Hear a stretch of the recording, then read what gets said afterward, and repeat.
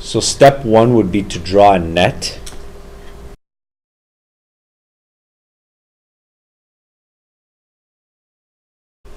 Okay, so now I have to be careful where I put my measurements.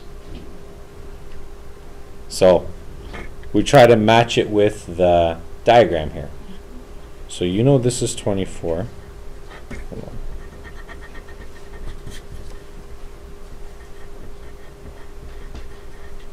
If you know this is 24, you know this is 24. And the height of the triangle .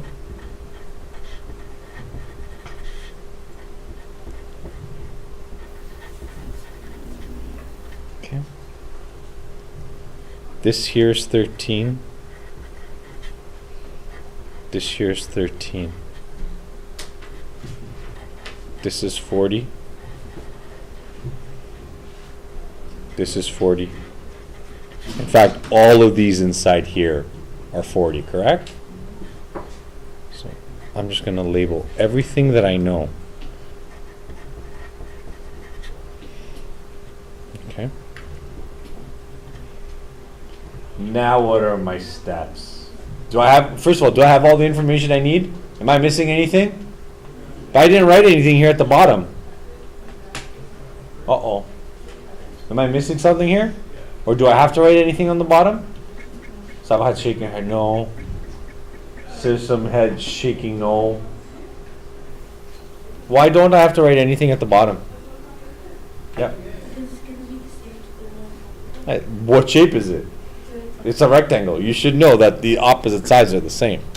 So this you automatically know it's 13. This you know it's 13, and so on. And here I did not label this part of the triangle. I don't know if you noticed that. I did not label it. When would I need the part of the triangle? For what?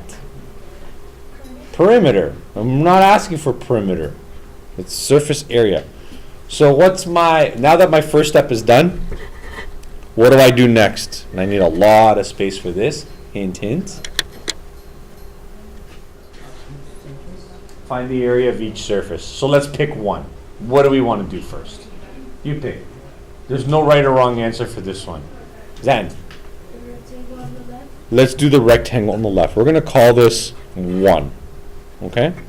So I'll call this 2, 3, 4, and 5. Okay, there's 5 faces. So the area of 1. What's the formula? How do we get the area of a rectangle? Length times width. Okay. And what are our dimensions for this rectangle? First one. Sorry? 13 times 40.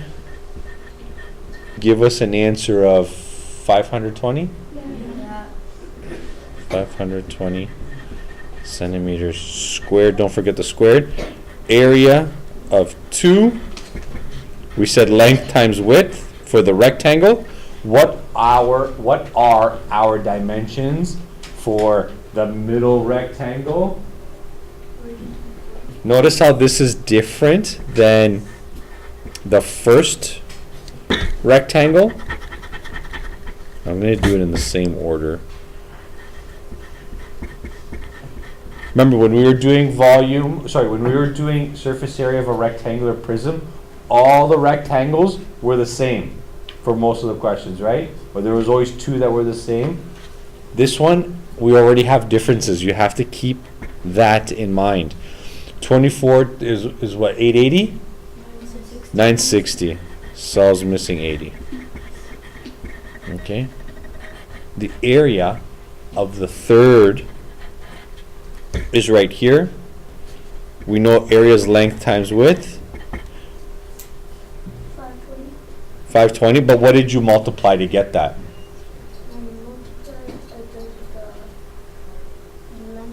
What are the numbers? 40 and 13. 13 times 40 equals 520 centimeters squared. These two are exactly the same. Okay. Now we're going to go to area of the fourth face, which is a triangle. And the formula will be different. The formula is base times height divided by 2. We write it like this. I know it looks like a fraction because it is. So what is the base? What is the height? Yes. 24 multiplied by 5. Divide that by 2. 24 times 5 is 120, right? 120. And then divide that by 2. 60 centimeters squared. And I'm going to do this right beside it because I'm out of room. But this is the fifth face, which is the last triangle. And what can we say about this triangle when it's compared to that triangle? What mathematical word can we use to describe these two triangles? They are congruent. So when they are congruent, that means they are exactly the same. They both have the same base. They both have the same height. And because they're triangles, they're divided by 2. I follow the same steps. And there is my answer. Now, am I finished solving for the surface area? Am I done? What do you say? Am I done? What's next? I have one more step. What do I do with this final step? Hint, hint. Let's add them all up. So if we add 5, I'm going to add these two numbers here. They're just easier for me, which will give me 1,040 centimeters squared. 960 gives me 2,000. Not bad. Nice round numbers. And then 60 and 60 is 120. 2,120 centimeters squared.